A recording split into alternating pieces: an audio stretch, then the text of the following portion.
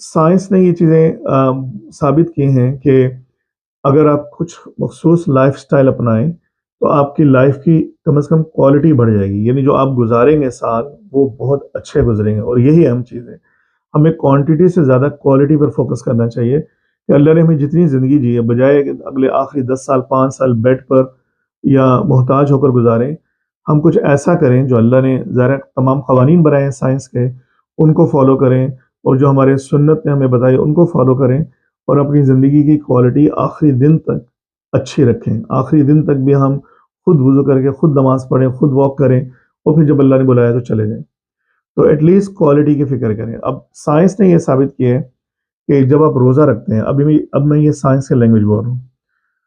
Science نے یہ ثابت کیا کہ جب آپ روزہ رکھتے ہیں اور آپ میں ہیبٹ ہے روزہ رکھنے کی ہفتے میں 1 دفعہ 2 دفعہ، تو آپ کی جو سیلز ہیں ان کی ایفیشنسی بڑھ جاتی ہے۔ آپ کے جسم میں اللہ تعالیٰ نے ہر سیل کے اندر چھوٹی چھوٹی فیکٹریاں لگائی ہیں انرجی کی، ان کو مائٹوکونڈریاز کہتے ہیں۔ تو جب ہم روزہ رکھتے ہیں تو جو مائٹوکونڈریا ڈیمیج ہو چکے ہیں یا صحیح کام نہیں کر رہے، وہ آٹوفیجی کے تھرو ریپلیس ہو جاتے ہیں اور نئے مائٹوکونڈریاز آ جاتے ہیں۔ تو اس کے ذریعے ہمارے میں انرجی رہتی ہے۔ ہم یعنی اولڈ ہو رہے ہوتے ہیں، ہماری عمر بڑھ رہی ہوتی ہے، لیکن ہمارا انرجی لیول اس تیزی سے نہیں گر رہا ہوتا، کیونکہ ہمارے اندر مائٹوکونڈریا جو ہیں ان کی تعداد ینگ لوگوں کی طرح ہوتی ہے۔